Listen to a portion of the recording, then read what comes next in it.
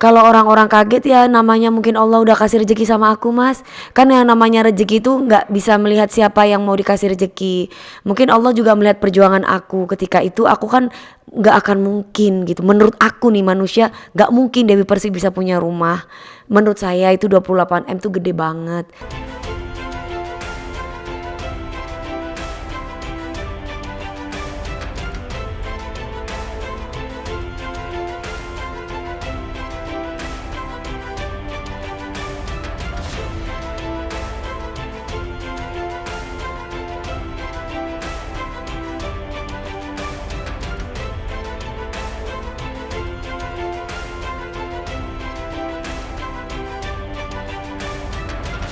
Sebenarnya nggak gampang ya mas untuk mendapatkan rumah baru yang sesuai yang kita impikan gitu kan, apalagi ini bukan rumah yang harganya murah menurut aku gitu, karena memang satu aku masih punya tanggung jawab yang banyak dengan keluarga aku, yang kedua juga aku nabung me, me apa ya me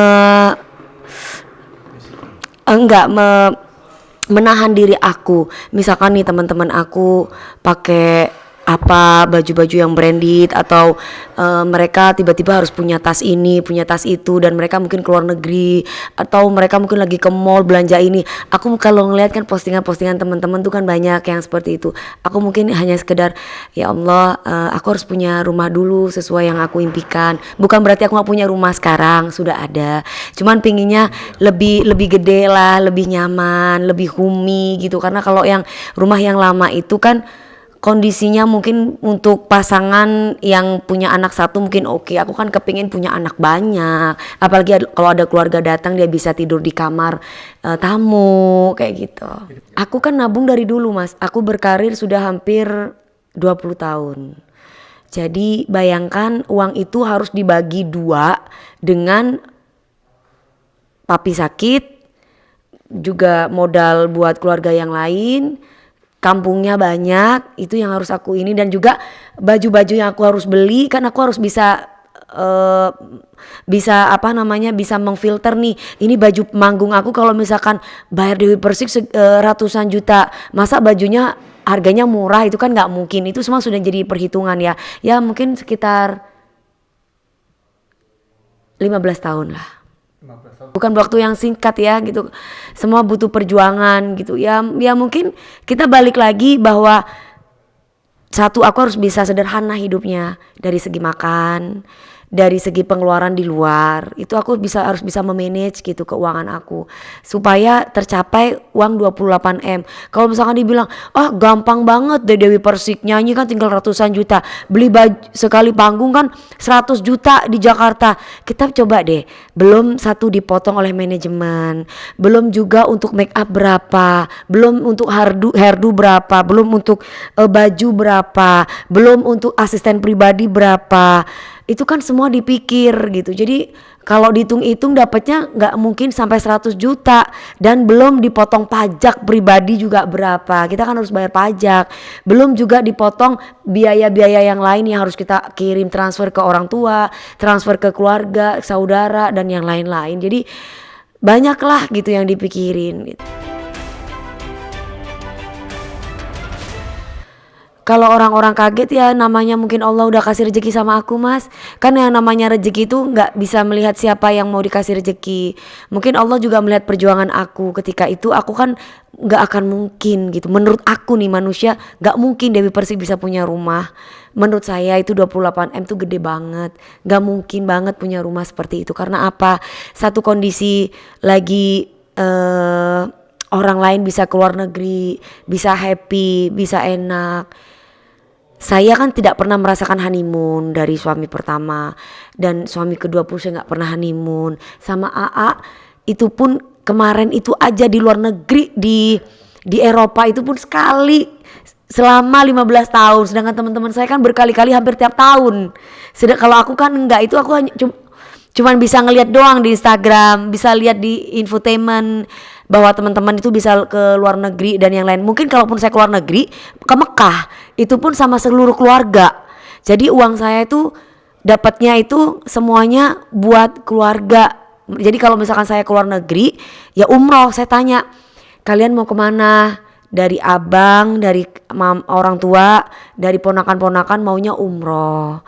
Jadi beribadah, jadi uangnya larinya ke sana lagi. Bahkan Allah menguji saya dengan saya harus mengeluarkan uang ratusan juta bahkan MM-an untuk mengobati papi. Jadi boro-boro punya uang segini tuh nggak mungkin. Jadi uang tabungan ini sebenarnya untuk pengobatan papi yang saya simpan suatu saat nanti apabila saya nggak ada job nyanyi, saya bisa pakai uang ini untuk ngobati papi. Karena harapan saya kan papi itu bisa sembuh, bisa sehat. Karena kan yang namanya penyakit yang papi saya hadapi itu kan kencing manis, jantung, ginjal, komplikasi lah. Jadi butuh uang banyak. Makanya nggak kepikir bahwa saya bisa punya rumah ini. Tiba-tiba saya bisa beli rumah ini, tabungan itu seharga rumah ini gitu. Kalau misalkan mereka kaget, menurut aku sih wajar ya mungkin gitu. Cuman nggak tahu ya, kalau kaget sih masa sih kaget gitu kan, aku berkarir udah lama Mas gitu. Setidaknya minimal aku memang nabung dari dulu. Aku orangnya nggak suka foya-foya atau mengeluarkan uang yang nggak penting. Jadi aku bener-bener memperhitungkan gitu, karena memang satu, ketika aku di Jakarta itu tidak ada yang membiayai aku. Aku tinggal di tempat kos-kosan. Aku juga makannya pun juga yang lain mungkin bisa makan nasi, ketika itu aku hanya bisa makan mie instan. Tapi aku mendapatkan uang, aku tampil pertama itu tetap aku tabung. Jadi alhamdulillah ini 28 ini awalnya dari beli rumah yang harganya biasa, aku jual lagi, terus beli rumah lagi yang lebih bagus lagi, aku jual lagi, sampai akhirnya uang itu dicairkan dan menjadi 28 M. Jadi mungkin kalau saat ini dibilang nabung ini ya, invest properti. Nah, kalau invest properti itu jadi enak. Semakin kesini kan kayak tanah dan rumah ini kan semakin naik. Kalau misalkan ada yang apalagi tempatnya strategis, orang tuh pasti mau beli dan harganya pasti lebih naik lagi, lebih meningkat gitu.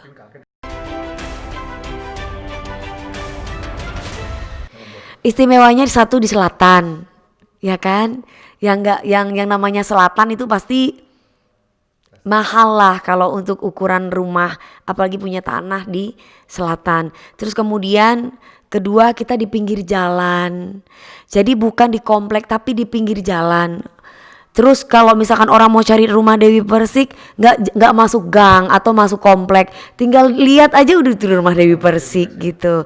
Dan juga kan tetangga gubernur kita, itu kan kebanggaan buat saya gitu kan. Beliau orang besar, Bapak Anies. Dan juga ada liftnya yang semua orang memimpikan, dia punya rumah lift gitu. Dan juga ada poolnya pun juga, saya punya kolam renang juga gede. Dan di sini pun juga setiap kamar itu kamarnya bukan kamar kecil tapi kamarnya gede, selalu ada kamar mandinya dan juga luas gitu. Dan marmer semua gitu. Jadi bukan sekedar marmer ya, karena kan ada marmer yang bahannya HPL, tapi ini marmer asli gitu. Intinya aku punya rumah ini nih bukan yang gampang tiba-tiba dikasih sama siapa, dikasih hadiah sama siapa, tapi ini jerih payah aku, keringat aku, sampai ibaratnya yang lain pada tidur aku masih melek. Kadang aku melek 2 hari 3 hari. Kalau kalian kadang gini, masa sih Dewi Persik bisa melekan sampai 2 hari? Itu benar, pernah saya lakukan. Salah satu contoh, misalkan saya harus melaksanakan tanggung jawab saya. Ini nih ya, orang pada tidur saya bisa marah-marah, saya bisa nangis-nangis sinetron. Itu bukan pakai tetes mata, tapi asli nangis sampai bengkak. Sampai saya pernah operasiin mata saya karena saking matanya saya tuh saking bengkak dan lipetannya itu banyak karena saking banyak nangis. Dari saya umur 18 tahun semenjak saya syuting Mimpi Manis sampai sekarang, jadi saya pernah sempat operasiin lipatan mata supaya nggak kelihatan bengkak gitu loh. Jadi itu kan orang-orang yang kayak gitu tuh yang nggak diketahui sama orang-orang gitu. Taunya udah jadi kayak gini aja Dewi Persik. Jatuh bangunnya mereka nggak lihat saya itu seperti apa sampai sehingga saya punya rumah kayak gini. Ini hadiah yang terindah dari Allah untuk saya gitu ketika itu. Mungkin karena memang yang awalnya justru kalau yang di planning itu nggak jadi, ini nggak di planning saya punya rumah kayak gini tuh tiba-tiba aja gitu, tabungannya pas sesuai yang harusnya tabungan itu untuk pengobatan almarhum. Alhamdulillah Allah memberikan hadiah ini. Mungkin Allah bilang, DP, selama ini kamu suka nangis, kamu nggak pernah ngelihat kondisi tubuh kamu nggak pernah ngecek tubuh kamu sehat atau enggak. Yang kamu tahu adalah di saat kamu lagi sakit pun kamu kerja. Untuk apa niatnya kamu? Untuk keluarga kamu, untuk ngobati papi kamu. Ini aku kasih hadiah, mungkin itu maksud Allah.